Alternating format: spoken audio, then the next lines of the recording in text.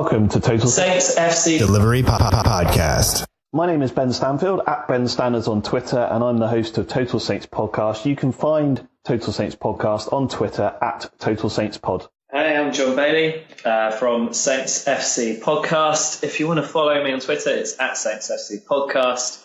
And I generally loiter around anywhere with a hashtag Saints FC, so you can find us there anyway. My name is Matt Markstone, and I am the host of the Southampton Delivery Podcast. You can find it on Twitter at SFCDELL_IVERY. And I'm all the way in California. I'm the one either with or without the accent, depending on where you listen. So, and we're all here. So, guys, I'm excited to do this. I don't know how you're feeling about this, and I know we were kind of saying before we started it's kind of nice to do this in a positive manner versus what could have happened and what looked likely just a few weeks ago. Yeah, it's been a roller coaster of a few weeks, Matt, hasn't it? I think it's been quite a season for Saints fans. We're used to the ups and downs of being a fan of Southampton, but nice to come away with a positive result in the end of staying in the Premier League, and nice that we can all remain official Premier League podcasters going into next season, eh? Yeah, absolutely. I've got my Premier League armband little patches ready to iron onto my shirt when I do my recording for this. Really, really great to be able to do this podcast with both of you guys. And I think we should give a little shout out to Lucy as well for making this suggestion and for you guys for getting on board, although we didn't quite manage the trip out to California to Matt's flash pad with the pool and the mountains and the beaches and all of that. But, maybe next year. John, you were mentioning your previous recording, the podcast you did during the Swansea game. I was about at your state when I suggested that everybody fly out here, so don't worry. I was too scared to even ask Mrs. Stanfield if I could come out, Matt, to be honest. So there was no chance that was ever going to happen. That's understandable. But yeah, this is a first for us. We've never, I think we've all kind of been on each other's stuff and talked to each other. I think we talk to each other quite a bit. I don't know if people know that. But this is the first time we've ever kind of done this. And I don't know, I'm looking forward to it. Hopefully everybody else is too. Yeah. I think we have a mutual respect between the three of us. I think we have a fantastic content, and I think all of our podcasts are really well received by the Saints fan base. Obviously, as Adam said in our last podcast, I know we're really, really grateful for all the listeners that all three of us get. And I think you're right, Matt. It's, I think, a relationship between the three of us. There's no competition. Neither of us are trying to take over the world. I think we're just trying to share our story with Saints fans and, put out good content that everyone wants to listen to. Man, you two are so nice. I hate you guys. I'm just like, what are these guys trying to take all my listeners? It's an outrage. The only reason I'm on this podcast is to try and steal your listeners back to mine. Yeah, to be fair, John, Matt invited you, not me. So yeah. No, all joking aside, yeah, it's really great. And actually, you know what? I think kind of like Matt and I definitely had this conversation before about a little while back there just weren't any Saints podcasts. And I was like, oh, you know what? To hell with it. I'm going to set up a podcast. And it's great because you guys are both doing a podcast as well, which means I can put one out, but also I've got two great podcasts to listen to, which fills up the morning commute. Absolutely. What have you enjoyed most about podcasting this season, Matt? Honestly, for me, it's just the chance to kind of connect with everybody. And then I think it's just talking to people, just talking to all of the different fans from all over the world, all across the United States. And then, of course, having the chance to actually go over to the UK, to England and see a match and meet some of the people. I think that personal connection has been great because it definitely hasn't been the football or seemingly the same thing every single week. But what about you, John? It's been pretty crazy. I was thinking about it in the pub whilst the emotions were running high on Tuesday night. But I was in the pub in London with like 8 other guys that all support Southampton. And, a couple of them, like my brother and Tom, I've known for a while. But the rest of them were strangers at the start of the season. And it's just so great to now have a little posse that you can go and hang out with, drink beers with, chat about Saints with. And then also having you over to my house when you came to visit England and Southampton. And we had another American guy who listens to the podcast coming in and being on the show. So it's just mad. If you think about it was only just over a year ago when I did my first podcast, and I've spoken and met some of my heroes and met loads of great people from the Saints family. It was just kind of, it's making new friends. It's nice. Ben, and what about you? This is because you and Adam started up this season, right? Right at the beginning. That's right. Yeah, that's right. It was, my idea. I think I wanted to do something that was, keep me sort of involved with Saints. There's a long story which I won't bore everyone with, but I was going to write a book about Saints and, some of the memories about the Lieber years. And then, one of my good contacts at Saints, Gareth Rogers, who was a really nice guy, unfortunately left. So that sort of, nipped that in the bud. And I thought that what can I do that will keep me involved with Saints, keep me talking about something that we're all passionate about. And, we started the podcast up, but I think I sort of thought, Matt, if I did it on my own, probably it would fizzle out quite quickly because people wouldn't necessarily want to listen to my ramblings. And Adam and I are good mates. We've known each other 20 years. We used to play football together. Obviously, he has the job that all of us want, which is getting paid to watch Saints and write about them and interview the players and all those sorts of things. So I asked him if he'd do it because I thought if he came on, then obviously that would be someone that people would be interested in hearing from. And yeah, I mean, just without going into loads and loads of details, I think the two sort of real positives for me are that we've been lucky enough, TSP, to have listens from New Zealand to Argentina and Brazil. We've had people in Nepal and Cambodia, and I mean the stats that we can see on SoundCloud, a bit like you guys. It's incredible where you see people pop up and listen to, and I've had emails from a guy in Oakland in California near you, Matt, and we've had a guy called Ian Thompson who's emailed us from Auckland and New Zealand, and it's just incredible the range of sort of places that the podcast has been listened to. My biggest thing, and I'm just going to finish on this point, is I'm 36 years old now, so I'm getting on a bit, but when I started podcasting, Matt, I knew nothing about podcasting. I literally self-taught myself, watching YouTube videos, downloading the software, and sort of editing it and producing it. And I mean, it was a bit scratchy to start with. And I think, someone even called it professional the other day. So I thought I've come a long way, throughout the turn of the season. So nailed it. Yeah, exactly. So I think it's just, from a personal point of view, not being a technical person, the things I've learned this season, being able to do it, it's, a feather in the cap. I always ask the guys that I talk to on my show, because generally I try to talk to somebody who writes a little bit about the team, whether for whatever outlet it's not, not the Daily Echo or anything. But I always ask them if their work kind of changes the way they watch the match. Has doing the podcast kind of changed the way you guys kind of experience the matches, or is it kind of just the same and then you just talk about it? It did a little bit. You know what? At first, I kind of started trying to make notes whilst I was watching the matches. But as we've got towards the business end of the season, that's just gone totally out the window. Just totally watching it from the fans' perspective again. And I think, I guess like when there's not that much riding on it, you're really trying to look for something interesting from the match to talk about. But like games like Tuesday, there's so much emotion involved just from a fan. You haven't even got the time to think about how this might end up as a podcast. What about you, Matt? I think it did. And part of it was when I first started watching Saints, which was only, now I guess 4 years ago or so, I didn't know that much about the sport. So I had a lot of kind of catch up to do. So I was constantly taking notes on positioning and watching, you were watching YouTube videos on technical stuff. I was watching YouTube videos on like, where the fullback should be and all this other stuff, just so I could say like, I think so-and-so was out of position. But, so for me, I take a ton of notes, and I have friends who used to come over to watch matches with me and who now won't, because they say all you do is sit there and basically type notes the whole time, which is fine.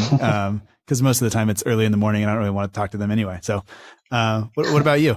Yeah, I think the thing about Saints is that life's never dull, is it? I mean, I find myself at the start of the season, we had all of well, I won't name him, but the Cloud, we had all the saga around the Cloud, didn't we? And those sorts of things. But I just, I never find myself, I prepare for it. So I put notes together and think of the questions I want to talk to Adam about. But you never find yourself, as John said, you never find yourself scratching around for things with Saints. There's always something going on, an up or a down. And so it does make life easier. So I think we've tried purposely to be constructive. I mean, we obviously, from our podcast point of view, have to understand that Adam has quite a close relationship with the club, so we're not going to grill them, but I think he tries to be honest as well. He's been critical of some of the board members, he's been critical of some of the players, so we try to be honest, but I think from a notes point of view, we try to sort of let the podcast evolve a bit like you guys do. You never quite know what's going to come up or what people are going to ask you. Yeah, well, I was just going to mention, Tom, who's kind of my regular co-host, he never comes with any notes whatsoever. In fact, he's always just finishing his work emails to about 10 seconds before I hit the record button.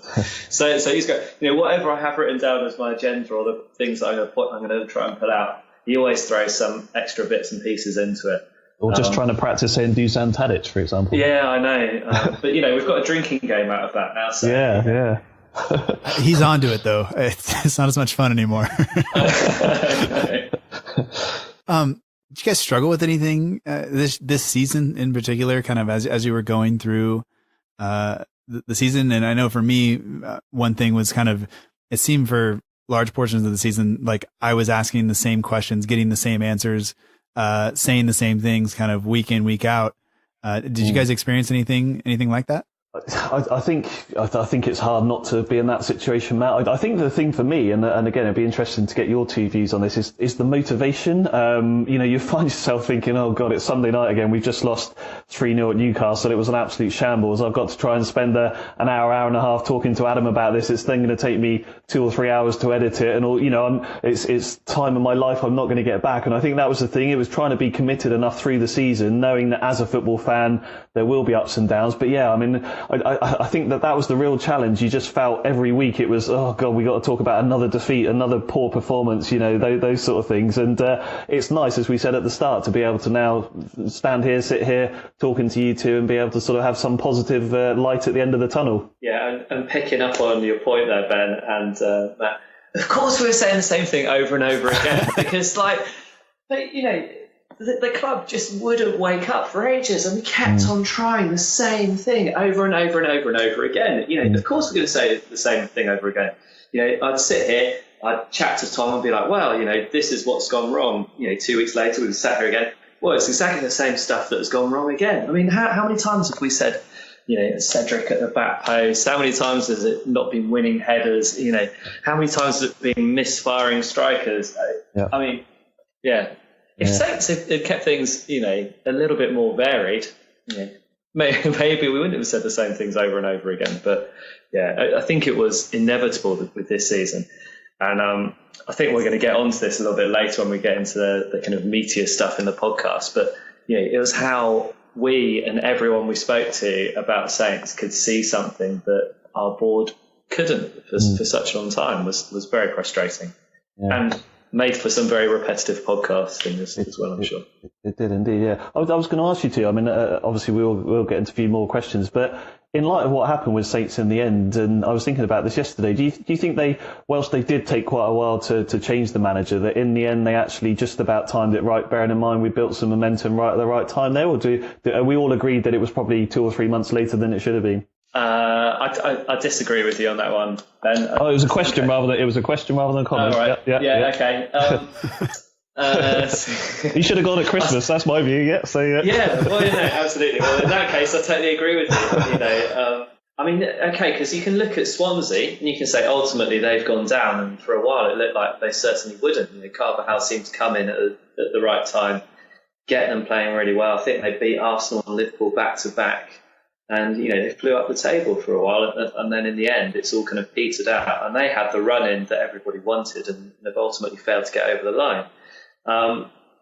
But I think Southampton have a better squad, better training facilities, better technique, amongst the players. They should have been much higher in the table. I mean, I think kind of the position that we should be is somewhere between 6th and 10th. And I think if we changed the manager sooner, we'd have probably had a comfortable mid-table finish. Yeah. What about you, Matt? I think after Boxing Day, he should have gone. That should have been it. Because we had already been over the same talking points over and over and over.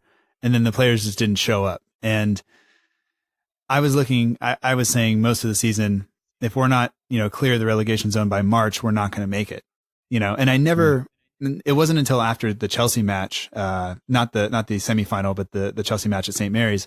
That was the first time I told myself, and I said it out loud, like, I think we're going down. Like, that was it, because I just didn't think we had it in us after a defeat like that. But, I think he could have done a lot more with the players through that run in March, where we were playing teams around us, that could have put us clear of the relegation zone way before. Swansea wouldn't have been as big of a deal, had we done it then. But man, and maybe just the fact that they had that international break right when he came in to kind of work with the players, maybe that helps. But I'm not sure. No, I agree with you. I mean, for me, Boxing Day was the end of the line when you think about all those fixtures we had through January and February that we then wasted to a certain extent. Huddersfield at home and Brighton at home and those sorts of games. But look, yeah, my view is very much that he did well to last as long as he did. But yeah, in line with John's comments, Swansea had a bit of momentum, but at the wrong time of the season, and then lost 6 games at the end of the season, whereas we just about got over the line by getting those 8 points from the 4 games in the end. So I think we're all just grateful that in the end they did make a decision and swallowed their pride a bit, but it could have been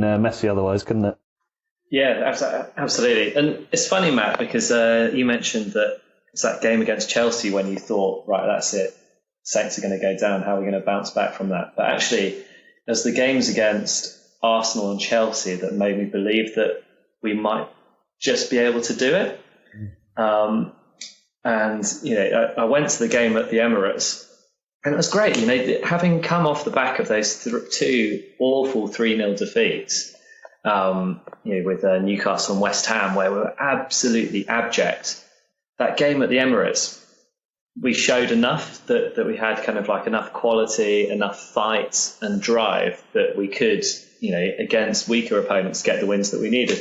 And the same against Chelsea. The 8 minutes was disastrous, but I think again, you could see that we had it in us from those 2 losses in a weird way. I think it was just the fact that we scored 2 goals in each game against decent opposition. I think the only reason I questioned it after Chelsea was that was the first time we had ever really seen how well I think the team could play. Like they were starting to kind of click and put it together, and yet it still wasn't enough. And I just wasn't sure that the team would be able to kind of tell themselves and pick themselves back up and say, oh, we can do this again. We're going to get up and do it again. And I have to credit, I think, Mark Hughes with all of that, with just being able to motivate the guys and say, here are all the positives from what we just did. We made some mistakes here, and now let's go out and do it again. And, I think without that, going into Swansea, without him kind of whatever he did, talking about dark arts and everything else, I think without that, I don't think we're sitting here in a kind of decent mood that we're in right now. I think we'd be a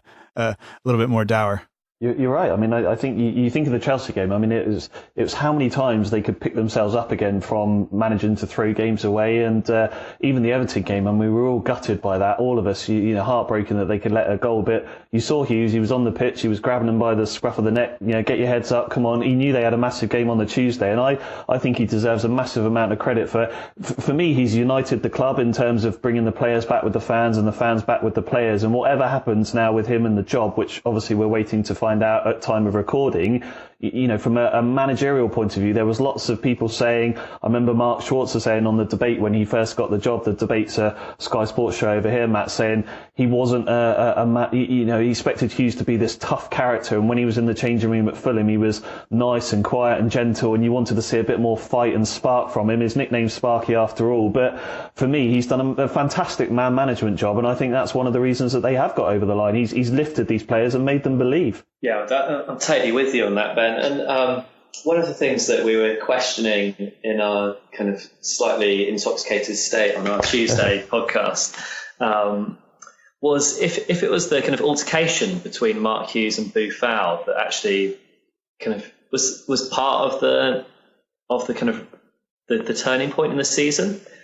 And there's a few kind of key moments where Hughes has just absolutely got it right and made the right decision and given that fire.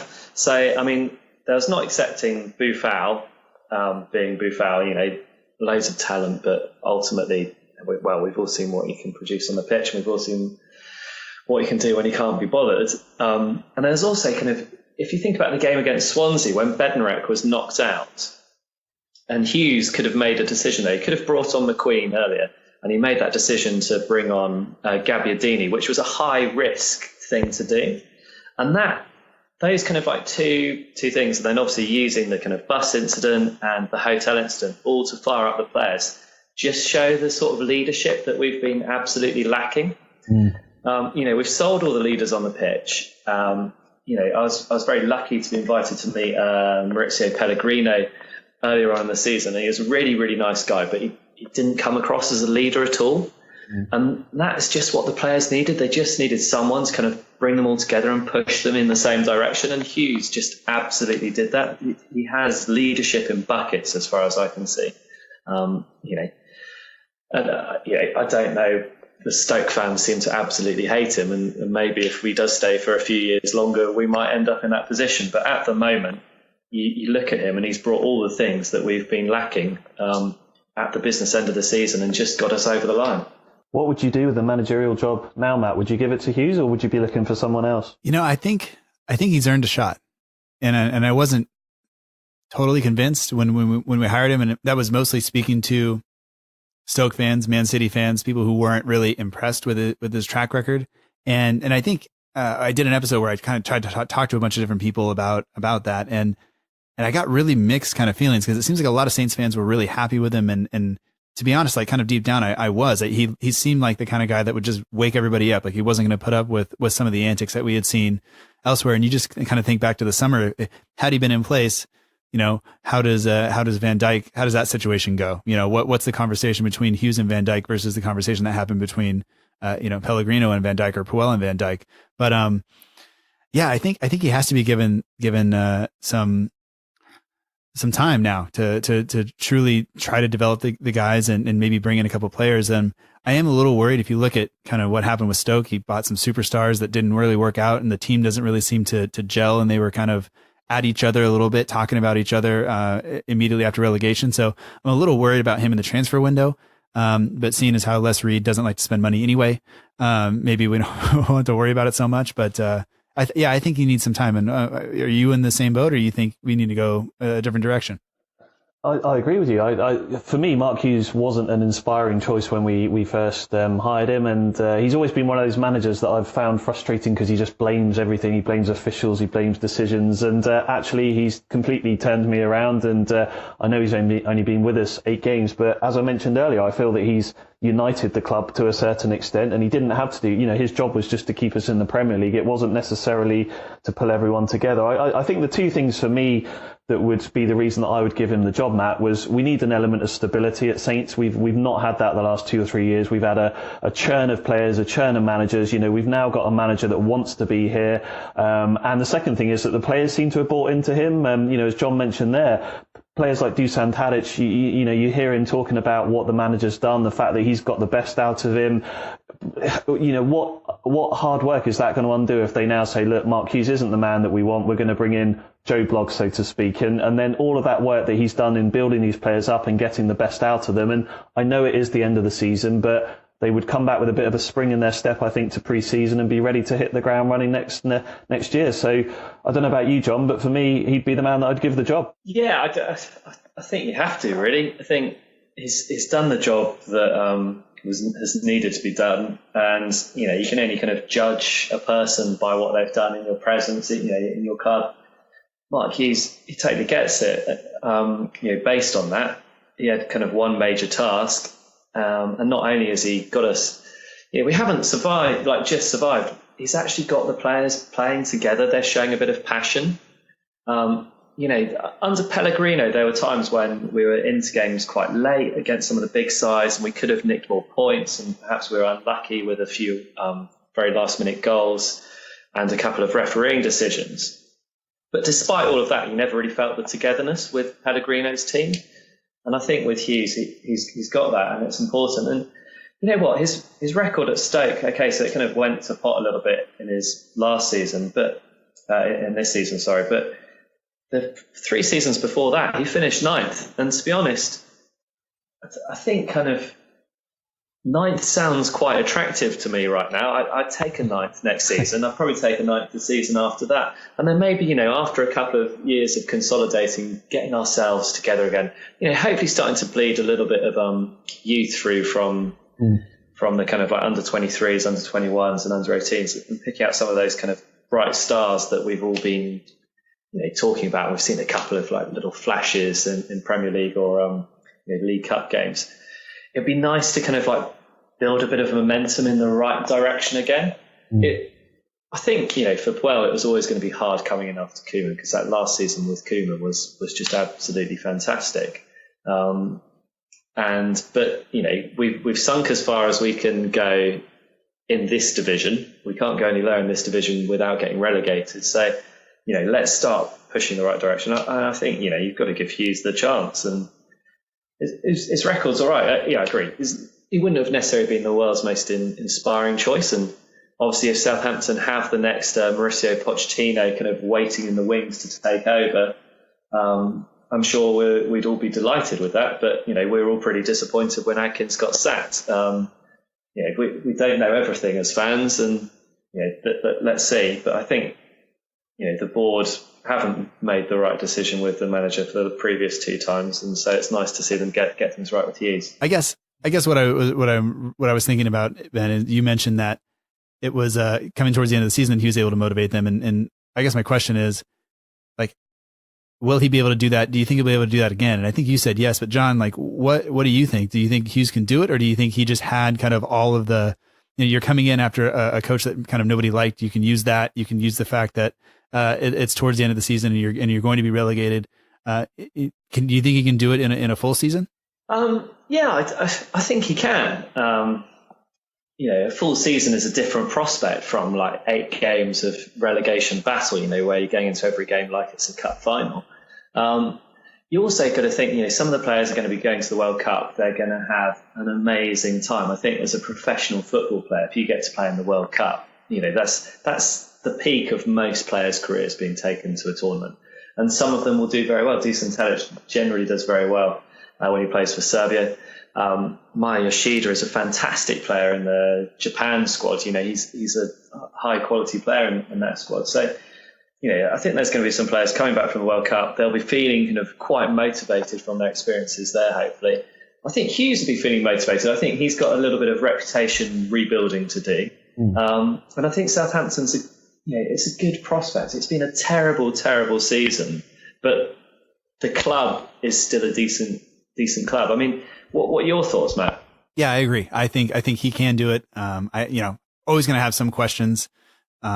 But I think he's earned at least the shot to do it now, to have a shot at the full season. And like Ben said, we need a little bit of stability. We haven't had that. And he's gotten the best out of some of the players that played really well under Koeman, and I think specifically of Tadic in that he's been so much better since Hughes came in, and a lot of us kind of wanted him out of the lineup. And I have this romantic view of Tadic. It ended yesterday with the kind of march around the field when he decided to get almost completely naked. I think I'm over it now, but I have this kind of romantic. I think that enhanced a lot of people's romantic view of him, man.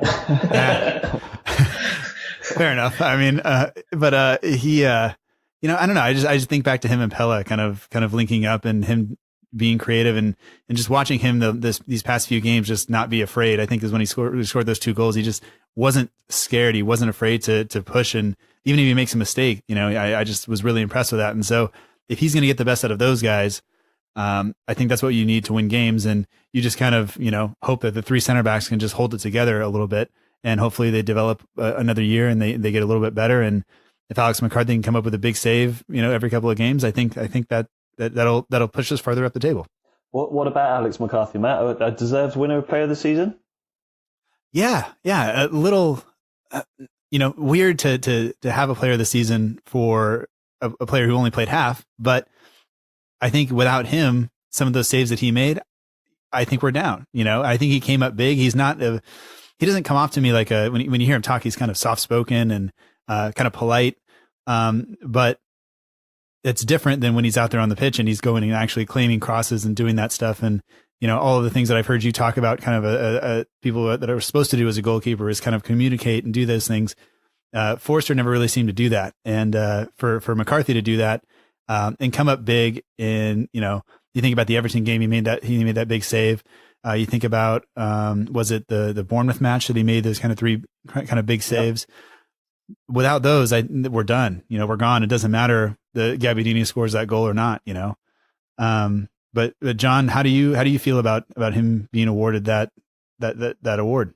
I think he deserves it. I I mean, are we going to give our own player of the season and stuff like that? Because I want to throw in a more controversial one. But, Go for it, John. Just on McCarthy first. I mean, I don't know how into XG you guys are, but I was poring over my XG table again this evening.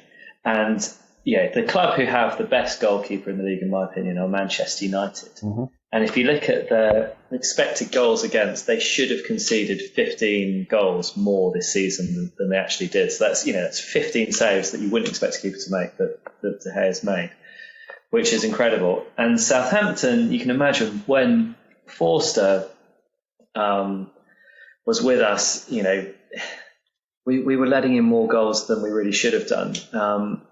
And in the end, I think it's come up to around about 9 goals more than we should have conceded based on our goalkeeping performances. But I think McCarthy kind of basically kept it flat from there.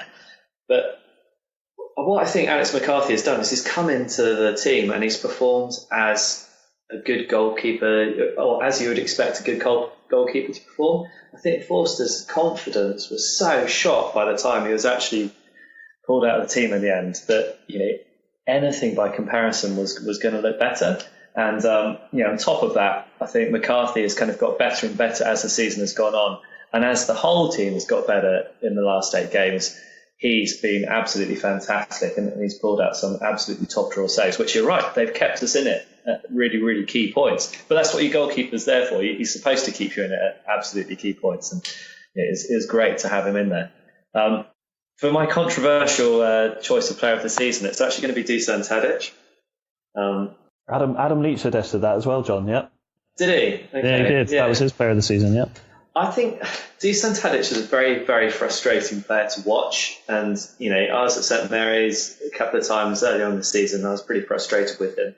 But I've never thought we should sell him. And I've never been one of those ones which is like absolutely loathed him. He's frustrating because he's brilliant, and sometimes he doesn't perform. But he is the player in our squad at the moment who is most capable of hurting other teams. And even when he's not playing particularly well, he still sometimes pulls out, amazing crosses or passes or vision that create chances.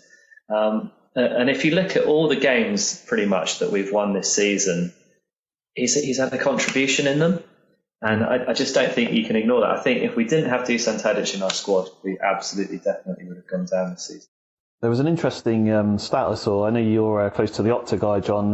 They put a picture out yesterday, Opta did, on the created chances in open play since 2014-15. So I don't know if either of you saw this, but Eden Hazard was top with 324, Mesut Ozil second, 293, Christian Eriksen third, 285, Alexis Sanchez 272 chances created. Fifth was David Silva, 249. Number 6, Dusan Tadic, 228. So ahead of the likes of Cesc Fabregas, Raheem Sterling, Kevin De Bruyne, people like that. So I think that just goes to back up your point that he does create chances. And not only that, Adam Lallana, who is the player that he replaced at Southampton. Never heard of him. But yeah, he's such a useful player to have in the side. So, I mean, he's my player of the season. He doesn't really deserve it because he hasn't had an amazing season. He hasn't even had his best season for Southampton. But to me, he's the player who's been the most important player for Southampton this season. How about you, Matt? Who's your number one? Well, I mean, I've said it before, like I really liked Tadic, and last year he was my, when we worked with the Ugly Inside, he was my biggest disappointment basically because of the level that he performed at last season based on the season before.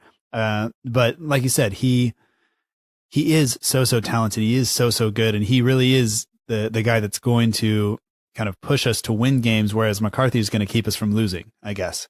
And, but for me, I don't know. I don't know if I can give it to Tadic just because he didn't, I know how good he can be. And I know at times he was that good, but he just, I don't know. I think I still would have to give it to McCarthy, I think.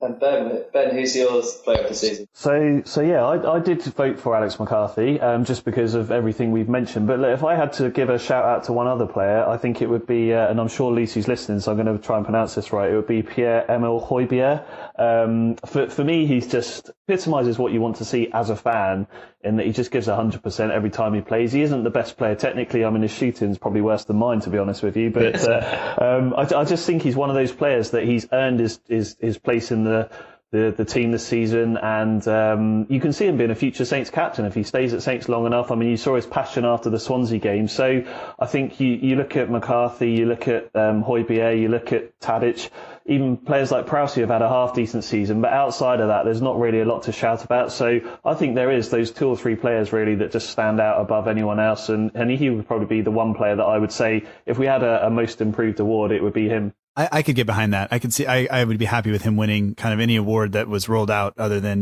greatest accuracy in terms of shooting. Because you look at the kind of effort that he puts in going up and down, especially when he was playing alongside Romeu after Lamina was injured. He's the guy that is getting up to support the attack and help, because if Tadic is going further forward, somebody else has to kind of, provide that link and fill in that space. And he's always doing that, and he doesn't stop. And he's so young, and to hear him, even when he speaks after matches, after tough losses, he's the guy that was on the microphone. And whether that's because, they sent him to do it or he volunteered for it, however that works. I think the way he spoke and things like that were very impressive. So if he was going to get an award, I have no issues with that. He just isn't maybe the sexy player that some of us would like to give. It seems like the offensive guys always win all the awards. So I think it was kind of nice to see the goalkeeper, and then, kind of a holding midfielder get mentioned, and then Tadic, who has no clothes on. That's also a good. No. And just before we move on to sort of answer some of the questions, then I think it would be good to get your views on the board, Mr. Kruger, Mr. Reed, Mr. Gow, people like that. Obviously, there's going to be a lot of chat around this week, John, about sort of what's going to happen with them. But what have you made of the board this season, and where do you think they sort of sit in terms of their role going forward? Well, I mean, this season they got it absolutely wrong. There's no question that it was just mistake after mistake after mistake. Pellegrino was not the right appointment.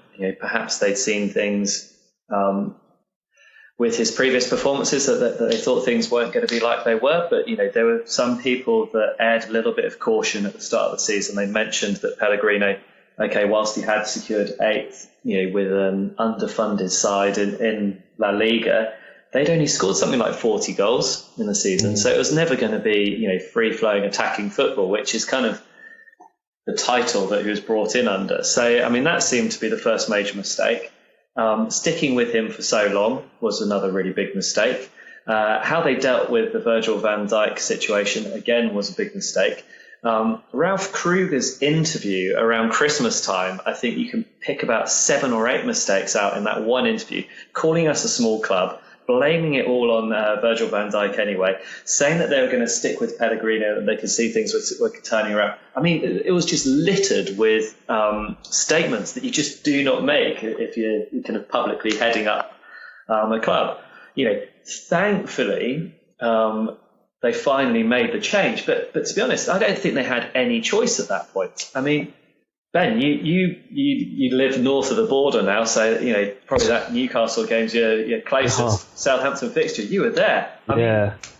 I mean, it's a bit like Matt. That was awful. Well, it was a bit like Matt. I mean, we both sat through absolutely dour 3-0 defeats this season. The only advantage for me, Matt, is I disappeared down to have a beer about 30 minutes in and never went back up. But I mean, you're right, John. I mean, we look at football operations. I mean, Les Reed is obviously in charge of that. Football operations this season has been an absolute shambles. Now, I think Les Reed has done a lot of positive things for Saints over the last few years, but everyone has their time when you sort of feel that you need a change, and he's obviously been hidden away by Saints. He's not been willing. Again, I won't put words in Adam's mouth, but I think we all know that Les Reed has not been forthcoming in wanting to do any interviews with any of our local media. Kruger, as you say, I mean, it was an absolute car crash of an interview that he did. I think it was the early part of January, wasn't it? The day they played Crystal Palace. And interestingly, from what Dave Merrington was saying at the weekend, he's now not wanting to do any interviews either. So I think he's probably scared to say anything. But it may well be that they just want to sort of see what happened at the end of the season, work out what their strategy is, what their plan is going forward. But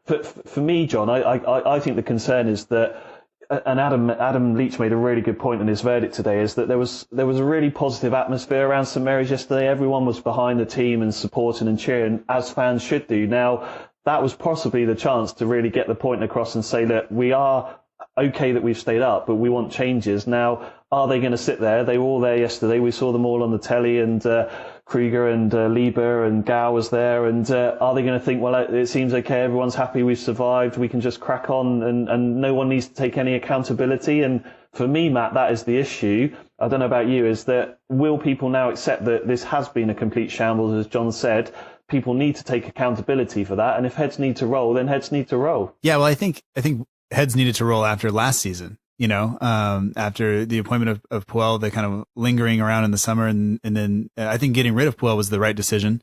I think the hiring of Pellegrino was one of the big mistakes, and John, you kind of nicely laid out the other ones that they made that were kind of the really big mistakes. Never mind all the little things that we didn't even hear about that kind of probably slipped through the cracks and things like that. The transfer market in January was not a great one. But yeah, I mean, now we're sitting here having just avoided relegation, and we're all kind of in a good mood. Whereas last season, we finished, was it 8th in a cup final, and we were pretty upset. I mean, I think Puel got booed on his kind of lap of honor. So like, I think that whether that says something about our expectations or just that reality of the situation is we're just kind of relieved. I don't think we're happy. I think we're relieved that we survived, and we're thankful that we survived. But I think if we're in the same situation next year, even if we stay up, I don't think people will be nearly as forgiving. And at least, what you hear on Twitter might not always be the proper kind of diagnostic, but there aren't very many people who are pro Les Reed and Ralph Krüger, I mean, if I may kind of make a point on this, I think the most important thing is if they've learned their lesson and they do something different, then they may be forgiven. But I mean, the thing that concerns me is, the article which Sam Wallace put out in the Telegraph recently, which is a newspaper which is quite close to the club. Jeremy Wilson used to work with Adam Leach at the Daily Echo, and he has a good relationship with the club and the Telegraph too. And with that, they were saying, we're really pleased with the signings of Højbjerg and Bednarek and stuff. And it sounds like they're already just trying to put a positive spin on things. But actually, that's not what we want to see. I think if Les Reed and Ralph Krüger came out, had a statement and said, look, we made some mistakes this season, we've learned from them, and it's not going to happen again, then you can maybe get away with not firing one or two of them or either of them, and you can actually push on, and you can point to the previous successes, say we've learned a lesson and we're going to build from that. But if they don't acknowledge that this season was a failure, then whether that's their own arrogance or they genuinely believe that they've made the right decisions this season, I mean, who knows? See, for me, I think, not to contradict what I just said, but we were talking earlier about the manager and stability, and I think sometimes as a fan you can want too much too soon. Reed and Krüger have not impressed me this season. I think it is imperative that, as we say, there is accountability lies somewhere, and someone needs to make sure that they are willing to change their mentality. I think the issue as well, John, is, are we now just a profit business, or as in we're just going to sell players and try and finish 17th, or are we actually going to try and push forward again? And if we are going to do that, then we need to invest. We need a clear strategy. The flip side of it is, if we start piling everyone out, so we get rid of the manager, then we let Reed go, then we let Krüger go, we're suddenly left with Mr. Gow, a limited infrastructure of people there that know how the club thinks and operates. So, I think my heart says one thing, my head probably says, actually, you're spot on, John. Let's give them another chance, give them a chance to sort of work out this summer what they're going to do, stick with their strategy. They're obviously doing a lot of work in trying to build the relationship with China, but are we, if we get rid of them, are we then sort of creating more of a problem for ourselves over the longer term? Does that make sense? Yeah, absolutely. That is probably the better thing to do. Whereas the reaction from a lot of people is just, they made some mistakes and we hate them, so get them out. And if you kind of, just hashtag Reed out, it you don't have to look very far to find a bunch of Southampton fans with that as their profile picture even. So like, it's just there are some people out there who are never going to give them a chance, but, that doesn't mean that that's necessarily the right decision. No, but I do think they need to justify their actions for this season. So someone needs to talk to the fans at some point, and this is something that's become, to me, I'm really annoyed about. I mean, we speak about Kruger's comments a few years ago about being open, transparent with their, in inverted commas, customers. They're not doing that now. They're hiding away because it's been a poor season. Someone needs to talk to the fans. Someone needs to say, this is our this is what we're going to do. That interview that John spoke about in early January from Kruger, he spoke about his Q1 pledges he was going to introduce. Where are they? We're mid-year now. I mean, nothing's happened with those. So and the other I was interested to get both of your views on is obviously Mr. Gow himself. I mean, I think I tweeted yesterday to sort of say that his lack of communication is both unsettling and slightly disrespectful to fans, because for me, Saints have lost total. They disconnected with the local fan base in this project they have to try and take over the world. But what's your views on that? I mean, do you sort of feel that he's been right to take a backward seat, or do you think Mr. Gow should have been more forthcoming and talking to fans?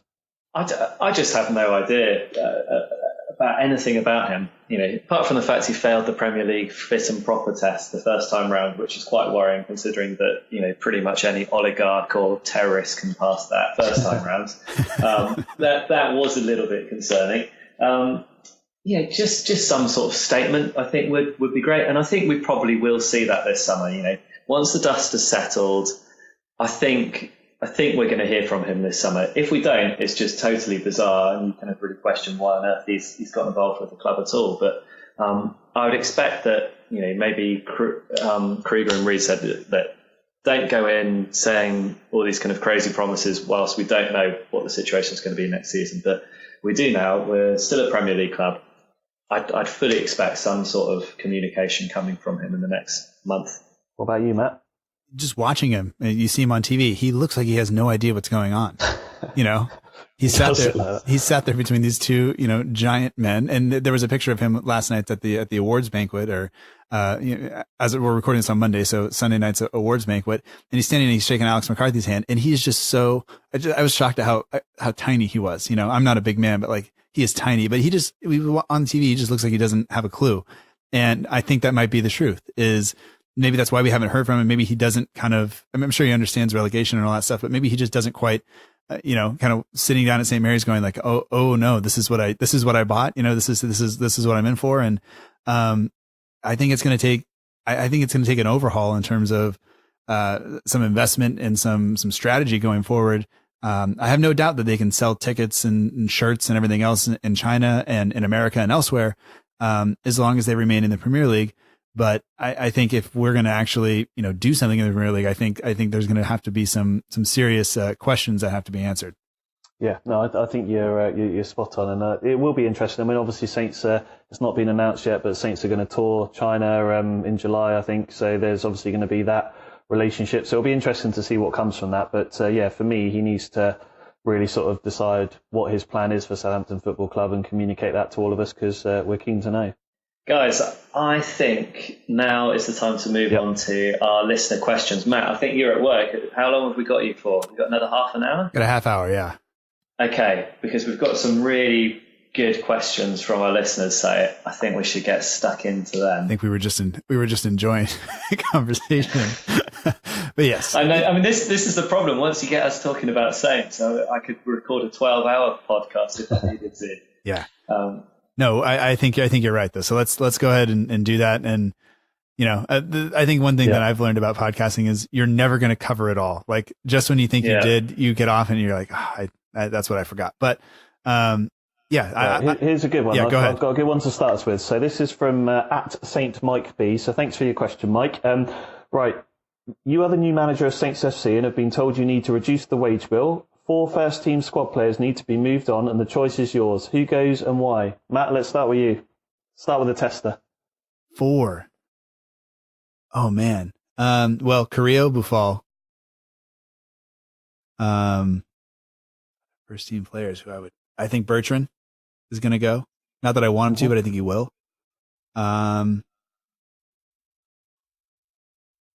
Forster. Yep. Fair enough. John? I am going with, Buffal, absolutely. Let's just try and get as much money back for him as possible. Carige, he's one of those ones where I think you want to kind of get him out on loan, and actually see what he's like. But, I mean, if we need to sell him, let's sell him. I don't think anyone would be too upset. Gosh, if they've got to be in and around the first team, it does make it a little bit harder, doesn't it? Have we finally seen the best of Stephen Davis? I say this with a really, really heavy heart. I don't know, I never kind of look at I love Stephen Davis, and I was there in the most Stephen Davis performance of all time when he scored 2 goals against Tottenham at White Hart Lane, and it really, really hurts me to say that, but I think maybe his time has come.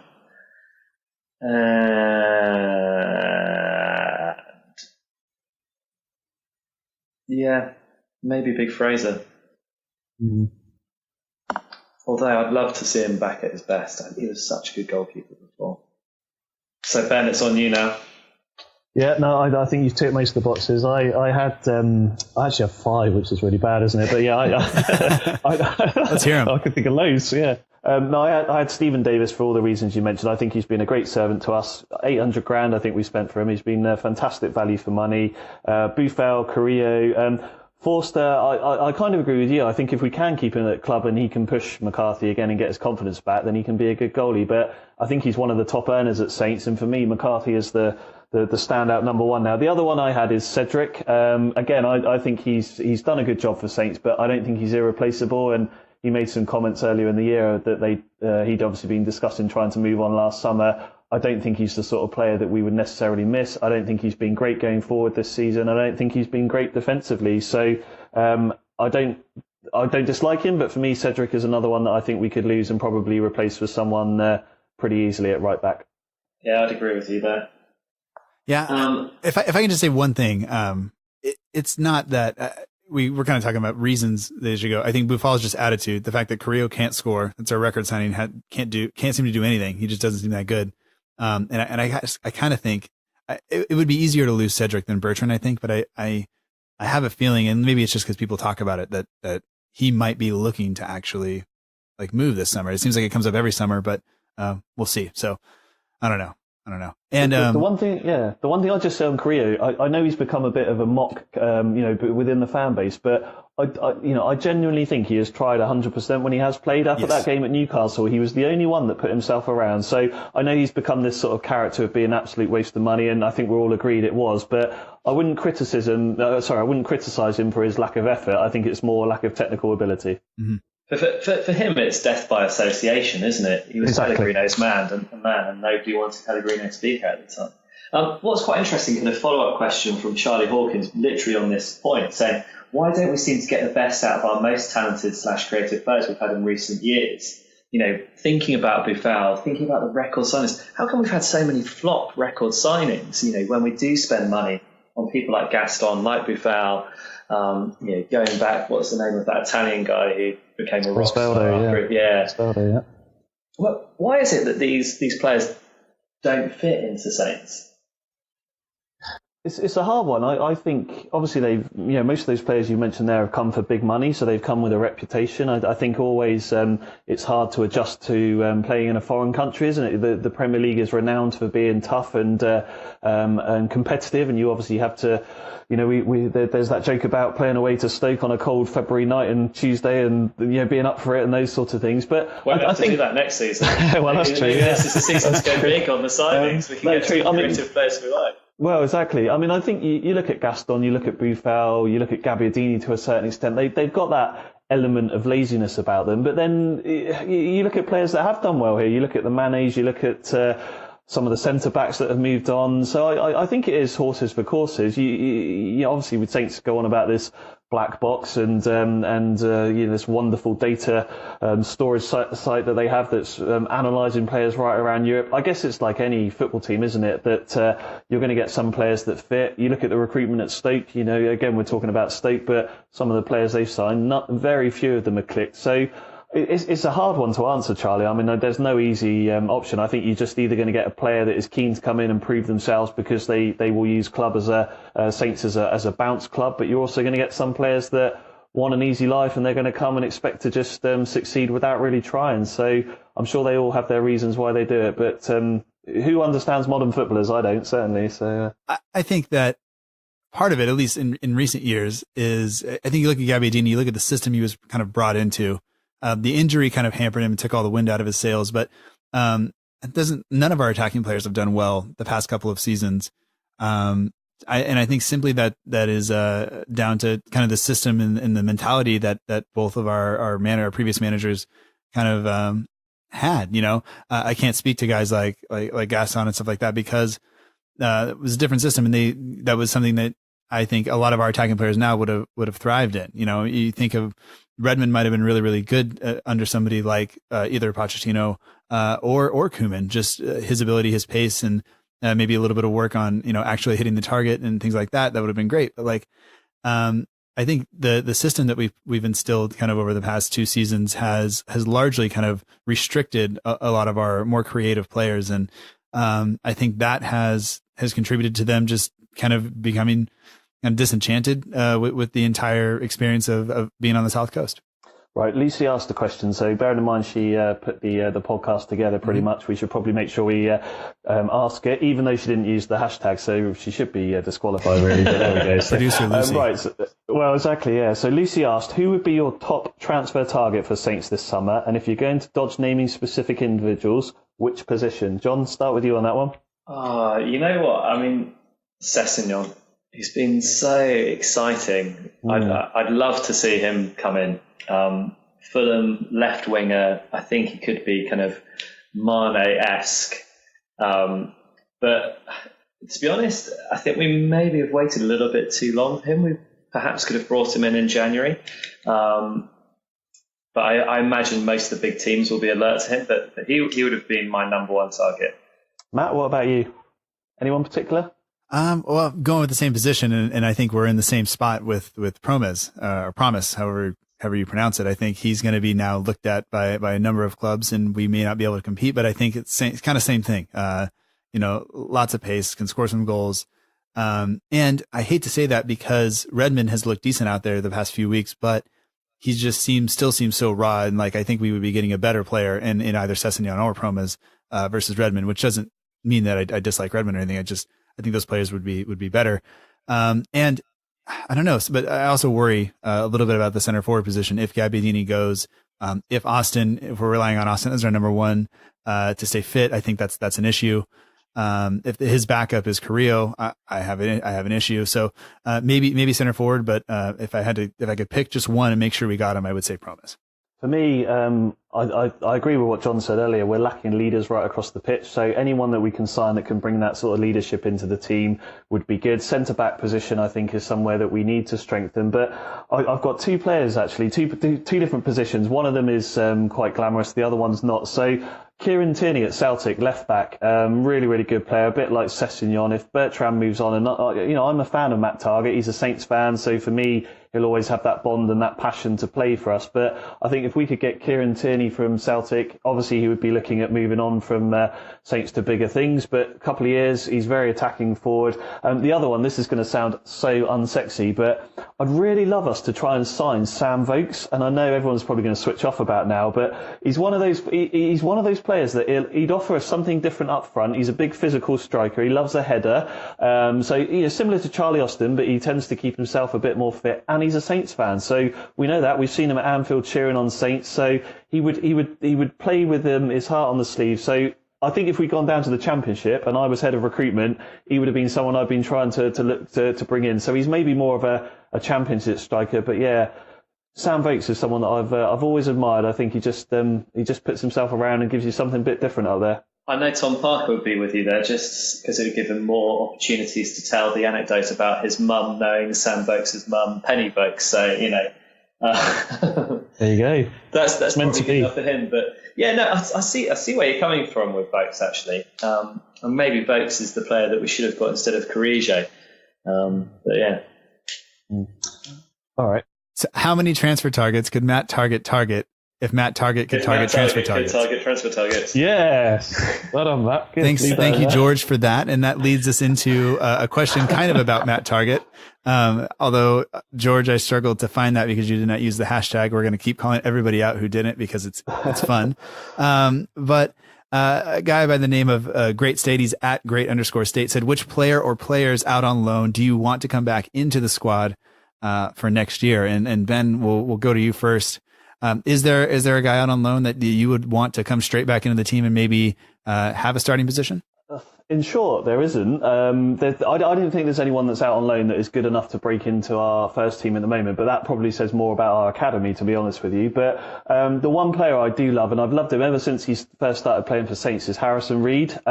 He's just a little midfield terrier. He gets himself around. He gets right in the face of players. I remember him making his debut at I was at the game when they beat Everton 3-0, and Koeman kind of had to throw him in because everyone else was out injured or suspended. He'd be the one player that I think could actually make it in the Premier League. You think about Matt Target, obviously he's an easy one to pick. You look at Sam Gallagher's of the world, but then other players that are out like Ryan Seagar, for me, they're just never going to be Premier League players, unfortunately. So Harrison Reed would be the one player that I think I'd really like to see back in the squad because I think he does provide a lot of energy. What about you, John? Yeah, I like Harrison Reed. I mean, what's quite interesting about this question is when we had the stats guy from Opta, Duncan Alexander, on the show, he revealed this amazing stat about Jordi Classy having the highest win percentage out of all the kind of current Saints squad in terms of Saints team. But funny enough, I don't think we've particularly missed him. I think he just happened to be here at a time when we were particularly successful. Interesting, that is the case. But yeah, I kind of think Ben's right. I think the players that we've got out on loan are out on loan because they're not good enough to be in the first team. I think what might be a more interesting question would be which youth player would you like to see break into the first team next season? Yeah. I can start with that one. I'm a massive fan of Jake Hesketh, and I'm not just saying that because he follows me on Twitter. Jake Hesketh, I think he's a fantastic little talent. The problem he's had is he constantly gets himself injured, but Koeman gave him a bit of a chance. He got absolutely kicked to shreds up at Burnley a couple of seasons ago, I'm sure you remember. But whenever you see the under-23s and the under sort of 21s playing, he is one of those players that just seems to look a class above. I think he could be a fantastic player if he's given a chance. He's still quite young, but I think he's got undoubted ability. He's a real sort of little playmaker in the hole, and I think he's a fantastic talent. So for me, John, it would be Jake Hesketh. And how about you, Matt? I think Hesketh is great. I did like the way I watched a few under-23 games this year. I did like the way that Jan Valery kind of performed. I could see him maybe making it, but I'm not sure he's there for next year. He's maybe a few years away, but I wouldn't mind seeing him get a few chances, similar to how Koeman gave Hesketh a run out a couple of times. I wouldn't mind seeing that. I've just been kind of really impressed with his work rate and his ability on the ball and his kind of maturity for being so young. Yeah, I can totally see that. I think Hesketh is definitely the one. I think probably in terms of players who've kind of come through, I still want to see Josh Sims more. I just want to see more of him. Every time he comes on the pitch, he makes me excited. And I think I'd love to see him and Hesketh both kind of starting to kind of be in and around the first team. And also, Michael Obafemi, he had a pretty good 10 minutes against Tottenham Hotspur, I thought, at St Mary's, and then that was it for him. But I'd quite like to see a little bit more of him as well. He looks like he could be quite a handy, pacey option up front.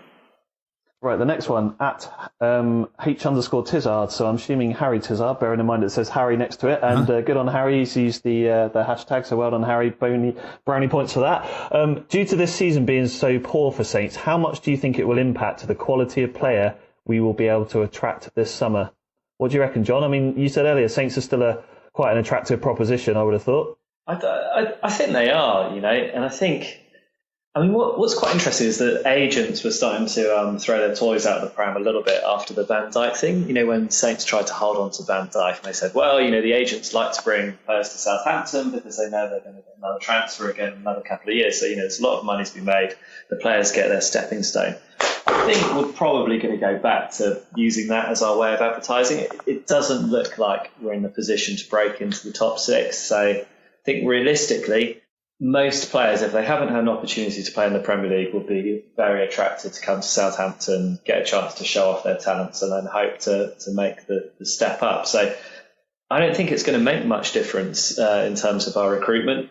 I think players who want to kind of use Saints as a stepping stone will still be very interested in coming, and it's a well-trodden path, and I expect that path to continue to be trod.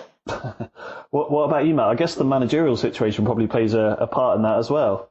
Yeah, absolutely. I think depending on the coach that's there and the management and even all the way to the board level in terms of the types of players we even will approach. But, you know, because a lot of the players that we're looking at are still getting into the shop window in terms of they're playing in either Europa League or Champions League in some instances across Europe. But to really be, you know, in the shop window for other Premier League clubs, which is where a lot of the money is, because either unless you go to one of these giants in other countries, you're not necessarily going to get the big transfer fee that you're looking for. Whereas a lot of clubs in England can afford to pay that, even if it's you know, sometimes people talk about the money eventually going away. But yeah, I think I don't know. I sometimes I think that people get upset because players kind of use us as a stepping stone.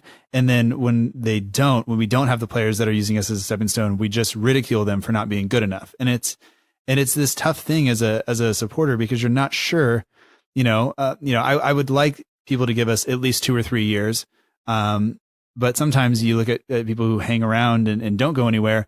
Like nobody's coming in for Nathan Redmond this year. And I hate to continue to pick on him, but like, there is a reason that he's not looking to go anywhere else right now, whereas if we get somebody like Quincy Promes, he's probably a 2-year maximum player for us. And then he's going to go to one of the sides in the top 6, unless we suddenly find ourselves there. And I think I'm okay with that. And so I think to kind of bring that to an end, I think if we are going to be okay with players coming in and then eventually moving on, I'm not sure it really, really hurts us all that much, because they're going to be here to kind of show themselves to everyone else. And you just have to worry about, how much does that affect team chemistry and things like that. And will we have a Buffal situation or a Van Dijk situation and things like that? Can I pick out a question to ask you guys, which I quite liked? It came in quite late, so you may not have had time to prepare this one. But Jason Dickey, who's a fellow compatriot for you, Matt, and also visited us on the Saints SC podcast. He asked, what effect, if any, does a great escape where the team and manager come together like this have on player retention? Does the poor season heavily outweigh the togetherness, or does the emotional nature of the escape bind the team to the club? It's a great question. For me, you only have to look at the videos and the pictures from the last week to see what it's done for everyone. I wasn't quite sure about them all linking hands and doing some weird Dutch celebration thing after the Swansea game, but for me, it has brought them all closer together. There's no doubt about that. I mean, none of us wanted to be in this position. They've had a really, really tough season until Pellegrino's left. In terms of player retention, we've already heard Tadic saying that he'd be keen to stay with Mark Hughes as manager. Bertrand, I don't think we're so sure about. My understanding was that he didn't go to the Players' Award dinner last night. I'm not saying that there's any speculation around that. He might have had other commitments, I think only time will tell on all of that. But I think when you look at the closeness of the squad over the last week, so winning at Swansea and even yesterday with their lap of honour, unlike last season with Claude, where they were all coming out in drips and drabs and there was no real bond. I think they are closer as a squad now for what they've come through over the last few weeks. Yeah, I'd have to agree with that. You go back to the Swansea game, not the linking hands portion, but the kind of locker room celebration with Gabbiadini, and kind of everybody is there to pick each other up. And there is something that happens when you are so close to basically disaster and you manage to pull together something and get out of it. And I think that's what Hughes was able to do is just to kind of pull everybody together. And I think I think there are some bonds there that will kind of outweigh the kind of negatives that went along with the season, because the season's a long season, and thinking back to like last October, for those players, they're going to remember kind of almost the here and now and how they finished and what they went through. And some of them won't. Some of them want to leave probably and will leave. But I think there are enough of them that will kind of look at what happened at the end of the season, look at, realize that every single player there was kind of fighting for each other. And I think that should bring the majority of those players back and willing to do it again. Yeah, I hope so.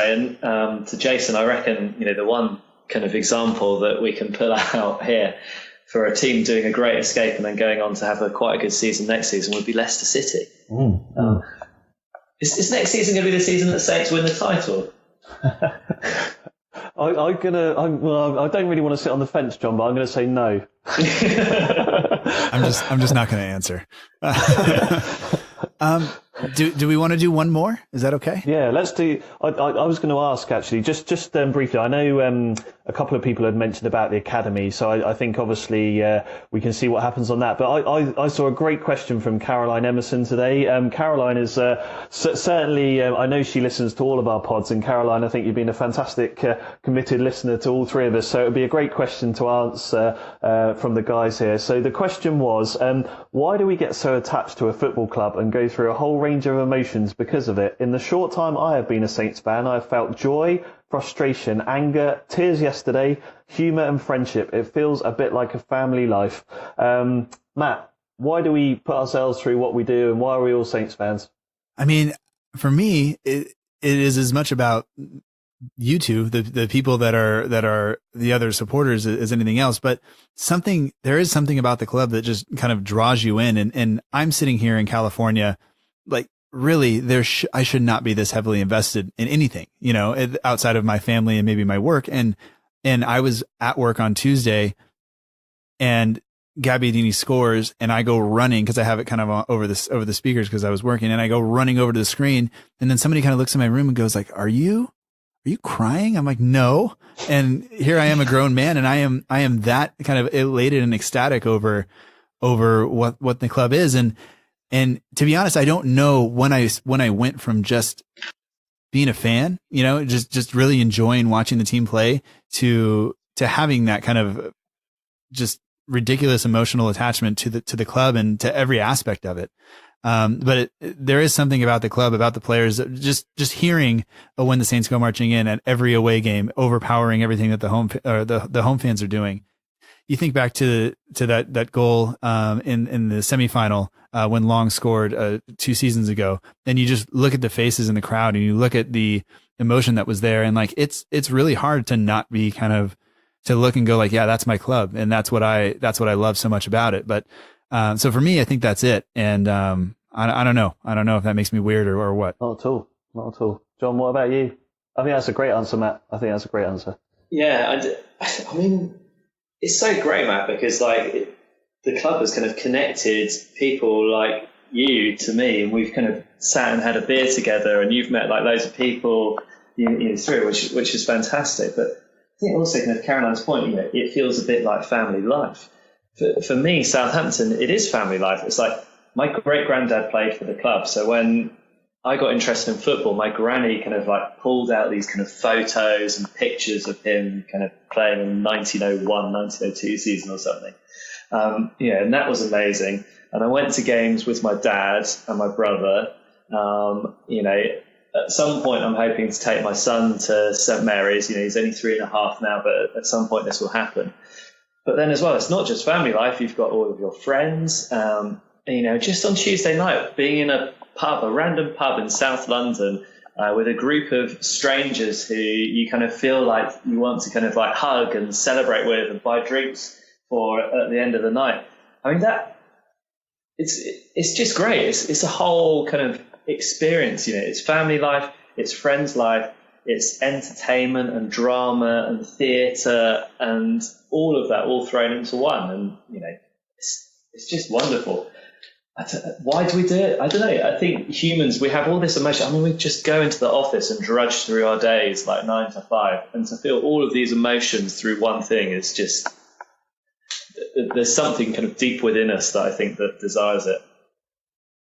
Yeah, and I think for me, I mean, it's my hometown. It's the name that is on my passport. I will always be a Southampton lad. I made comments before on my podcast about we all have red and white blood cells for a reason. That's the reason that we do, because we're Southampton fans. And a bit like you, John. I mean, my great granddad was captain of the Calshot Tug. He used to pull the Queen Mary up and down Southampton Water. Matt, you and I spoke about that when I came on your pod at the start of the season, because the Queen Mary is obviously now docked in Los Angeles. And for me, it's our city. I'm still proud of Southampton. I know it's had its ups and downs as a city, but it's in my heart. It's in all of our hearts, and you want to see the football team do well because of what it does to the city. And Adam and I were talking about this on the pod last week. If Saints had gone down, it would have meant a lot of money lost for the businesses in and around the city. So we are a one club city. The Sea City Museum bought that home when I was lucky enough to get invited to that. Just it makes you realise how important Southampton Football Club is to the city of Southampton. And I think we are all emotionally drained. I mean, I've been through the ringer like all of us this season. I literally feel worn out from sort of the emotions of following Saints. And it has been like a soap opera. I mean, we have EastEnders over here. Matt, you've got what, Beverly Hills 90210 or something like that. It's just been like that. I mean, it's just every week it's been a roller coaster, and but we wouldn't swap it, would we? I mean, it's our football club, and I'm proud that I'm a Southampton fan. I'm proud that I follow the team, that we've seen them. I've stood in the hail and the rain at Gillingham watching them lose and all those sorts of places, and that's what makes the great times great when they come along. And I never thought I'd get to go to Wembley, and we've been 3 times in the last 8 years to watch them. So I think actually, compared to some clubs, I think many clubs would swap to be Southampton Football Club, and I think we're actually very lucky to be Saints fans. But are we going to win many things? Is it really about that? Who cares? We're all Saints, and we all do it because we love it. And as you quite rightly said, just to finish, I think as a fan base, you'll go some way to find a fan base that is more connected than Saints fans, I think. Absolutely. I know we don't like to kind of mention Liverpool on Saints podcast, but I think Bill Shankly absolutely nailed it when he had that quote. Some people think football is a matter of life and death. I don't like that attitude. I can assure them it's much more serious than that. And I think, it's weird, but for us, it really, I think it does mean an awful lot more. You go through your life and your football team kind of stays the same the whole way through, doesn't it? Yeah, absolutely. Well, certainly say thanks to everyone for sending their questions in, and obviously apologies we didn't get to answer all of them, but I'm sure we can this time next season. Yeah, looking forward to it. And we'll all be back next season. So, and I think we'll all be around during the summer in one way or another via Twitter or whatever. But I think it's all of us need to kind of decompress a little bit and just kind of rejuvenate. And I don't know. This has been a pleasure. I think this is a good place to leave it on that last question and kind of that sentiment. And I don't know. Thank you guys for being up for this. And I thank you to all the listeners and everything, and hopefully we'll do this again next year. Absolutely. Always a pleasure speaking to you two. And to be honest, always a pleasure talking about Southampton with anyone, whether it's people in the pub, people at the stadium, or just, people on Twitter. Always a pleasure. Completely agree. And yeah, thanks for both of you for agreeing to do it. And as you said, Matt, thanks to everyone that's listened to all of our podcasts this season and to this super pod. Yeah. And just so everybody knows, we'll put all the links and everything in the show notes so they can go click and all that stuff, and share it, have fun, find another Saints fan that doesn't listen to any of them and tell them to listen to all of them. I don't know. Yeah. Just take their phones out of their hands and subscribe them to all 3 podcasts. If they like the Saints, they won't begrudge you for making that decision. Cool, lovely. All right, chaps. Talk to you guys later. Talk to you. Cheers, guys. See you guys. Bye. Bye. And that does it for the first ever episode of the Total Saints FC Delivery Podcast. We'd like once again just to say thank you to everybody who has listened over the course of the season. Thank you for all your support, for all your questions, for all your participation, for all your encouragement. This doesn't happen without you. One special thanks should go out to Lucy Hynett, who had the audacity, I guess, to suggest that we go ahead and do this. And special thanks again to Ben and John for being up for it. And hopefully we will be able to continue this type of thing in the future. It was a lot of fun to just sit back and recap and talk about everything. And even the things about the season that weren't maybe so great. But as always, you can get in touch with us on Twitter. The links are in the show notes. Total Saints Podcast with Ben is at Total Saints Pod. The Saints FC Podcast is at Saints FC Podcast. You can get both of those on Twitter. And don't forget to subscribe to the shows on iTunes or wherever you listen. The links are generally on the Twitter pages, and there are links to the websites in the show notes just to make it easy. My name is Matt Markstone, and I host the Southampton Delivery podcast. If you're listening on this feed or you're getting this part of it in your ears, thank you.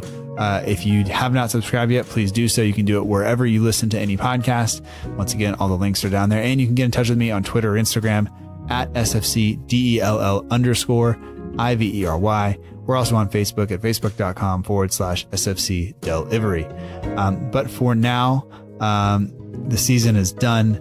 This podcast is done. Thank you so much for everything. And until next time, please remember that together we march on.